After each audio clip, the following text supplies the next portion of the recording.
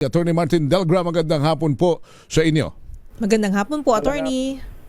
Ay, magandang hapon, Henry and Karen, Opo. at sa inyong mga tagapakinig. Apo. Attorney, ngayon ay isang taon na. Eksakto, ang nakalilipas simula po noong madala sa dahig ang dating Pangulo. Kumusta na siya? Kumusta ng estado ng kanyang kaso? May pag-asa ba siya na makauwi na? Uunahin ko na lang yung huling tanong mo. May pag-asa po, Henry. Sabi ko nga po kanina dun sa tanong was invited in a forum. Kung yung tao na nakakulong patuloy lumalaban, talagang may pag-asa.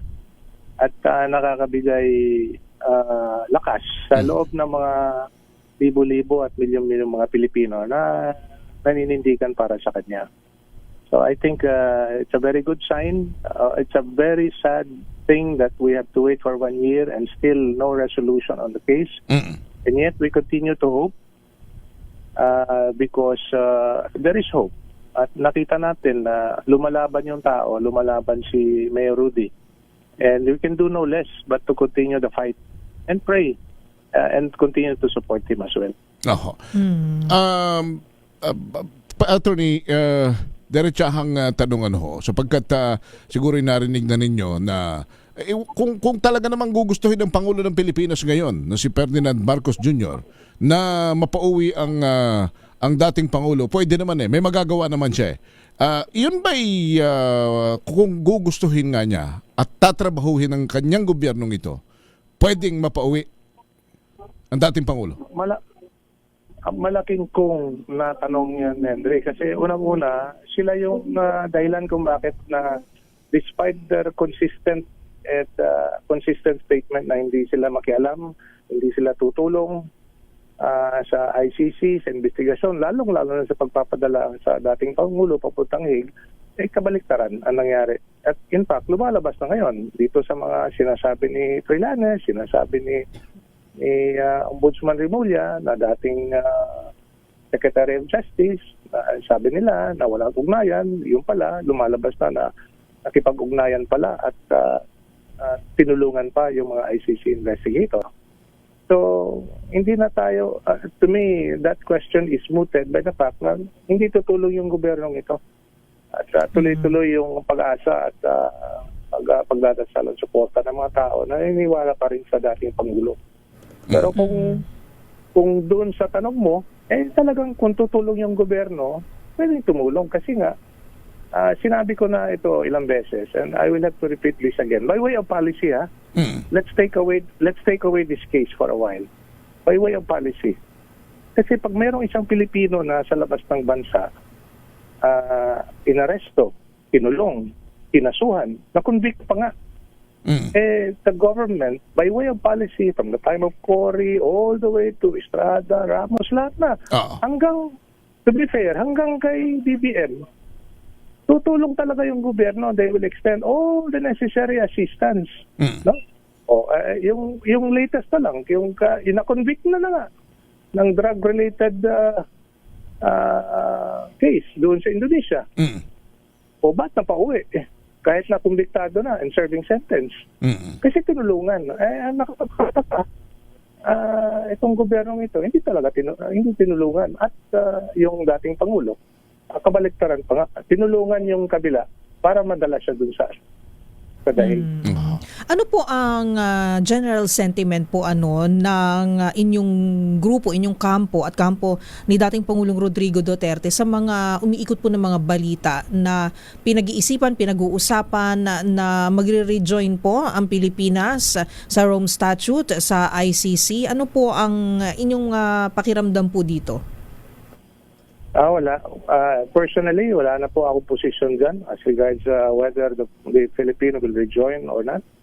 The fact of the matter is that nakikita naman din natin talaga na may mga bagay-bagay na proseso sa ICC na hindi natin maintindihan.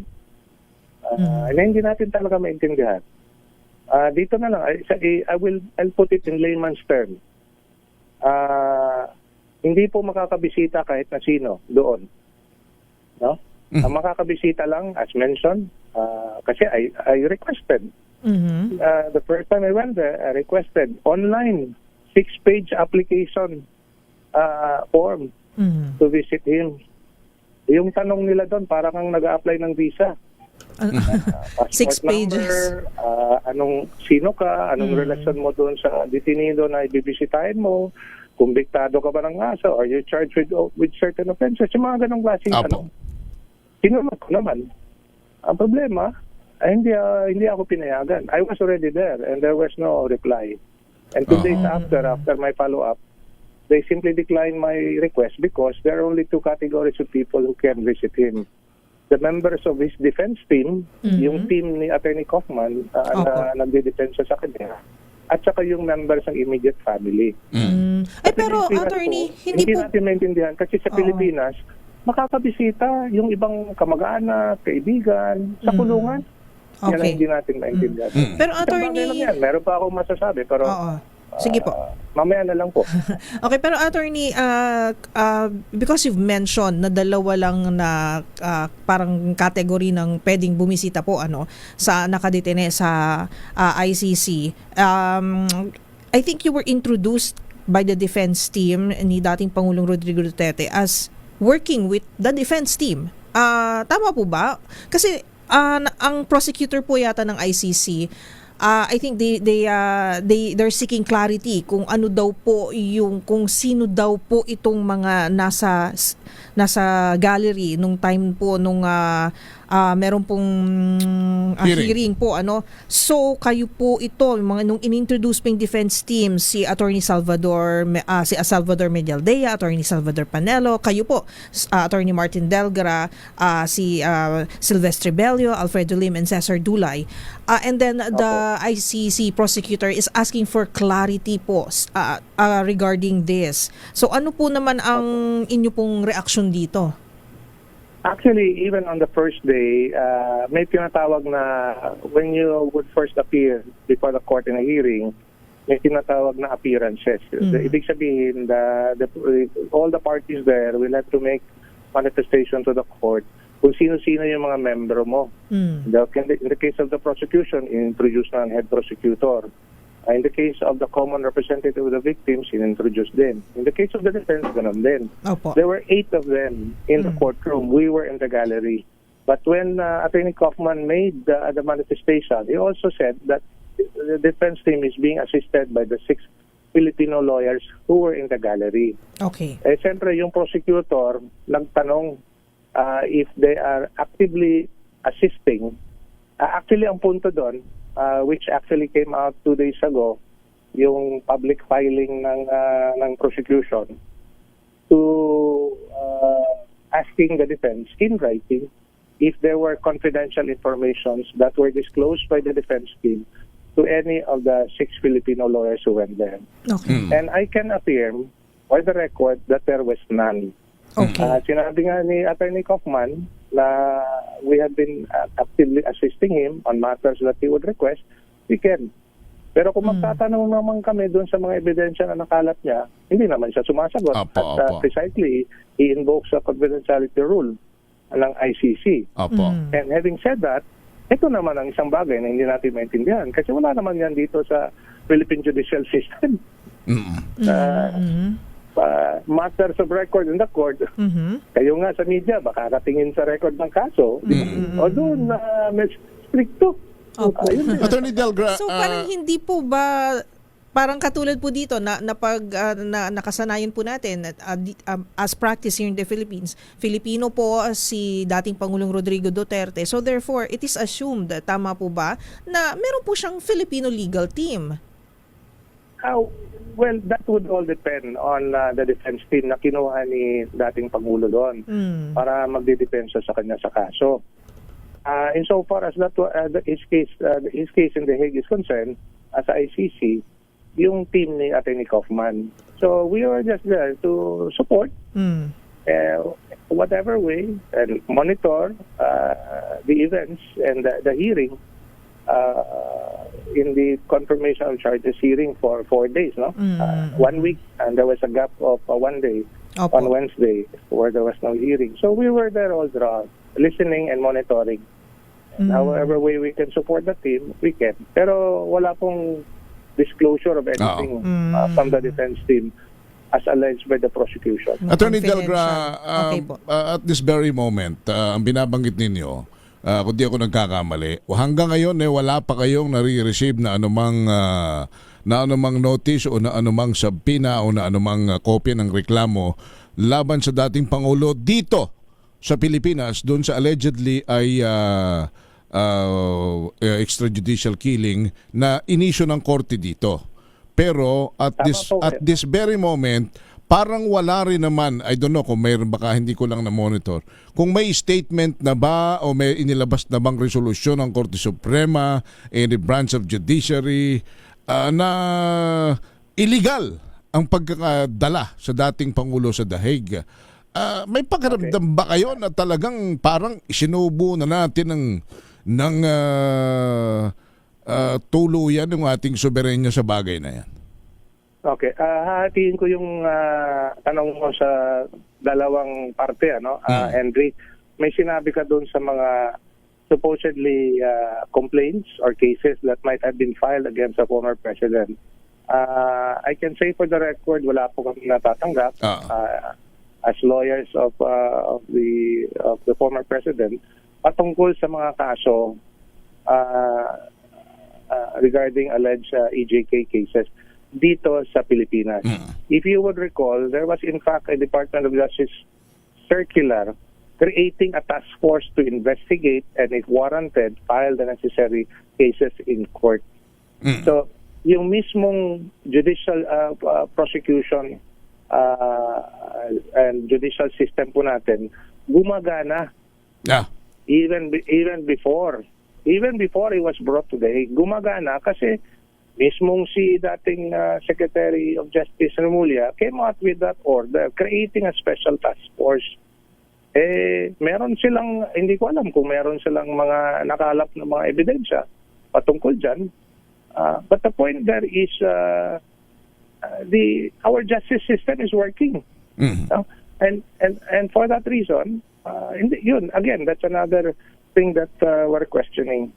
But on the other hand, as regards the cases that are pending that were filed by the children, I'm referring to the habeas corpus petition, as well as the petition for certiorari filed by Senator Bato and former President Duterte, are still pending before the Supreme Court until now. Kasi nga, isang taon na, kaya ako naman natanong yan, isang taon na nung simula rin, nung ma-file yan, halos mag-iisang taon na rin. Ngayon, hanggang ngayon, wala, Attorney Delgra. Ang matanda ay naroroong mahina na at naroroong magbe-birthday na naman doon sa kulungan. Paano ito? Hanggang kailan ba yan ano ba ang pinakamadaling gawin para magkaroon ng resolusyon at mautusan ng gobyernong ito na mapabalik dito sa bansa ang dating Pangulo? Nakakalungkot, Henry. Matanda na, 80 years old, mag-81 na siya. Sakitin, frail, ibig sabihin mahina. May ilang beses pangaraw na natumba, no? Dahil nga mahina, maglakad. But the point there is these petitions before the Supreme Court, kung tatanungin mo ako, wala akong masasagot. Baka itatanong nyo na lang sa Supreme Court bakit hanggang ngayon wala pa po. Okay, last question from sa mga kaso na yan. Definitely, as I've said, nakakalungkot. Pero tuloy-tuloy pa rin po yung suporta natin. Because as I've said, no less than the former president lumalaban. Lumalaban sa kasong ito. Okay. And paninindigan niya, sinabi nga niya, I will assume full legal responsibility. But I would like to qualify that. His position has always been, before and now, na walang jurisdiction yung ICC. Kung meron pong kaso, ipafile dito sa Philippine Court, before a Philippine Court, tried by a Filipino judge. Yun po ang palagi niyang sinasabi.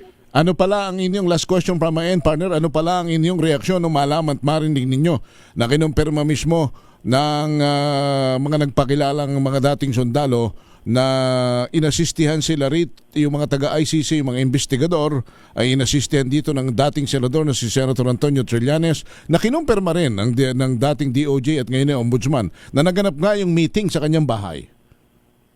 I would not be surprised if you're asking me for my immediate reaction. I would not be surprised.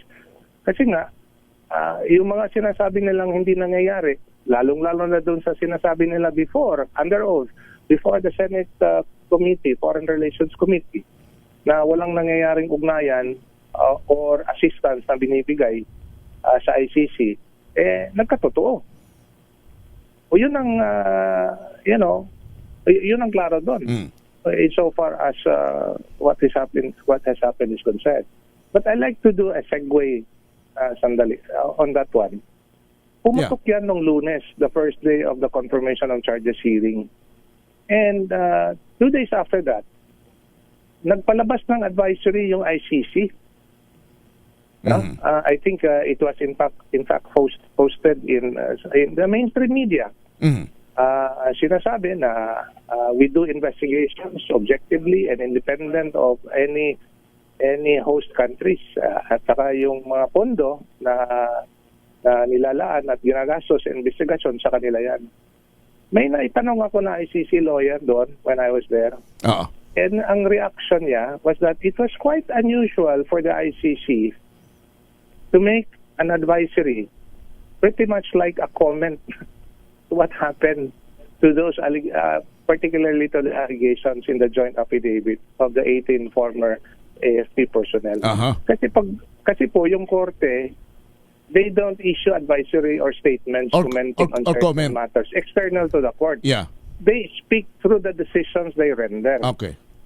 Got it. Kagaya dito sa Supreme Court, hindi naman nagre-react yung mga Supreme Court pag may discussion kahit na saang forum, kahit na saang kagaya ng what we're doing now, they don't react to what we're saying unless it's contemptuous or offensive. They don't.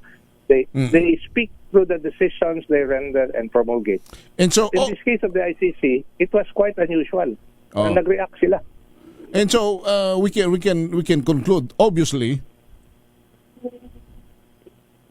Hello? Yeah. Wala po kayo. So we can say and we can conclusively we can conclude do sa ginawa nila that obviously. I'm sorry po, nawala po kayo. All right. Sige. Attorney, I think yung binabanggit po ninyo. So anong ibig sabihin nun? Well, I will only take it as that, no? It was quite unusual for the ICC. And going further to that, nagtanong din ako, and it appears na sabi ko nga, is there any political consideration or implication in any case that would be filed in the ICC? And the answer I got was, all cases filed before the ICC is always political. So this case is no different from all the cases. The only difference is that yung malalim at malawak na atensyon patungkol sa kasong ito ang nangyayari. Kaya talagang tinututukan ito ng marami. If I may say, Henry, may narinig ka ba doon sa nahuli noong December sa Libya? Wala. Wala, di ba? Na idinala sa ICC. Ganun po yung comparison dito na talagang mukha nga hindi nila bibitawan ito kasi that will lend credence to their to their legitimacy as an international criminal court. All right. Attorney, thank you so much for joining us. Have a good day. Thank you po, Attorney. Thank you po. Salamat. Si Attorney Martin Delgra, abogado ng dating Pangulo, na ngayon ay mag-iisang taon ang nakakulong sa The Hague.